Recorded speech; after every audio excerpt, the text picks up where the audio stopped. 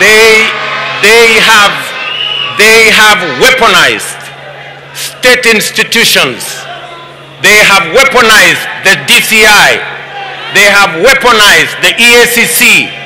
They have weaponized the KRA to run political errands, to dismantle businesses that belong to people who do not worship them. And I want to tell them, this country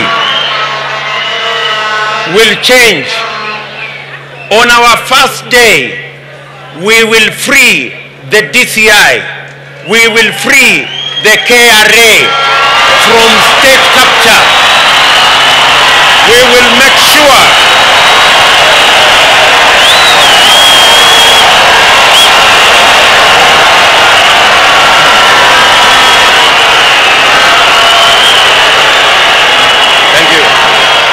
Thank you very much.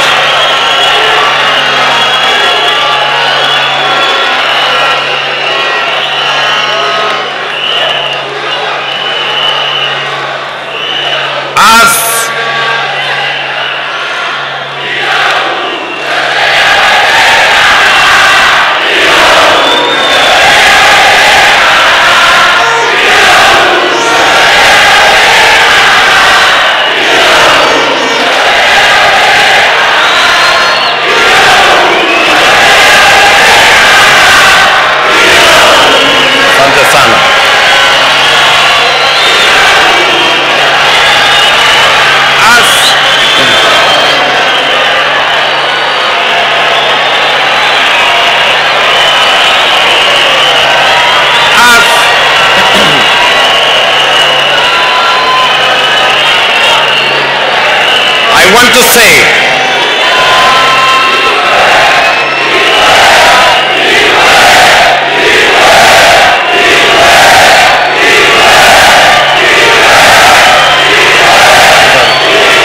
thank you very much.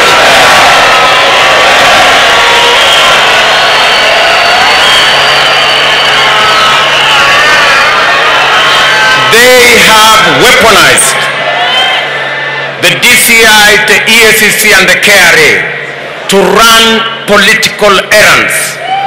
We will professionalize the DCI's office and the KRA for them to discharge their constitutional and legal duty.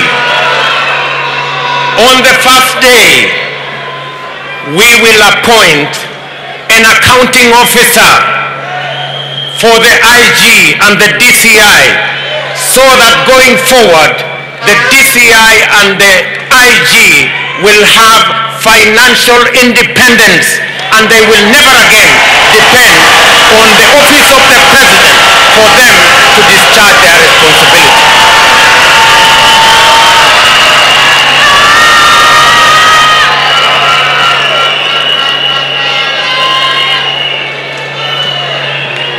As they weaponize the KRA, we will do the complete opposite. We will professionalize the KRA, digitize the KRA, and make sure that it collects all the taxes professionally. And the 60% of the taxes that are not collected as VAT, we will make sure that we will create the mechanism, the digital platform, so that we can collect taxes and we don't have to fight Kenyan enterprises and destroy people's businesses.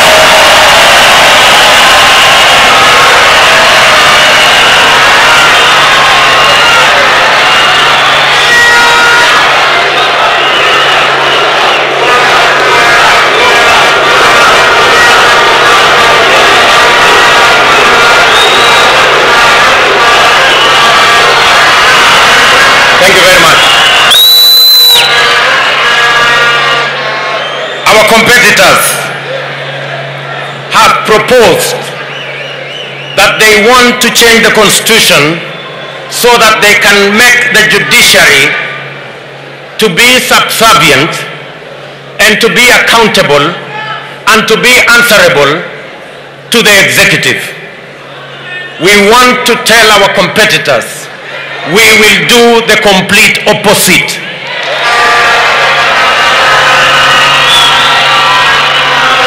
On our first day, we will operationalize the judiciary fund so that we can free the judiciary, give them financial independence so that they can discharge their responsibility of sorting out disputes, making sure that criminals are put behind bars, and making sure the corrupt find their place in jail, by making sure that they have the independence to discharge their responsibility without the current encumbrances imposed on them by resources that are not being released, because there is a deliberate move to ensure that the judiciary fund has not been operationalized, yet it has been in our laws for the last 10 years. We believe in an independent judiciary. We want the judiciary to discharge their mandate independent of the executive. We want the judiciary to provide its override role over the other arms of government. We want the judiciary that will stand tall and make sure that they discharge their responsibility without encumbrances of matters to do with financial dependence on other arms of government. We want a judiciary that will be truly independent, that does not receive telephone calls from the executive for them to write judgments. We want a judiciary that is truly independent.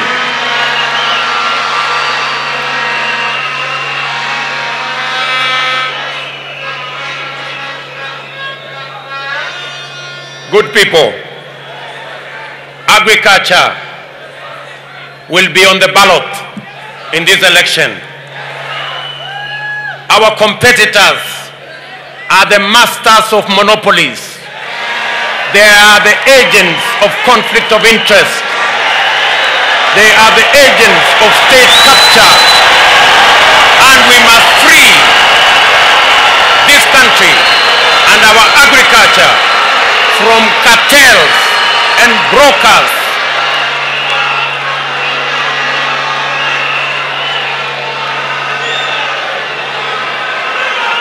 We are telling our competitors that we will deal firmly with conflict of interest. We will deal firmly and eliminate brokers and cartels and monopolies that have taken hostage our agricultural sector.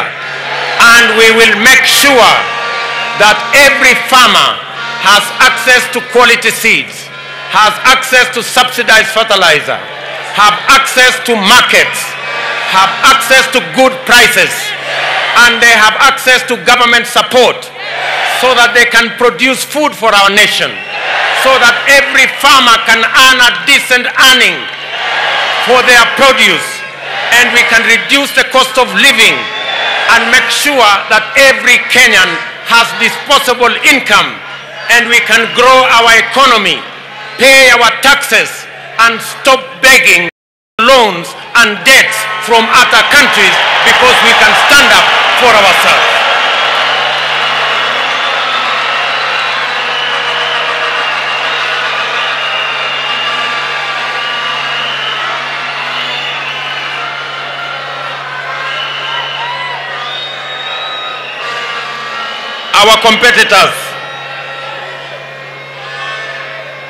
Our competitors are telling us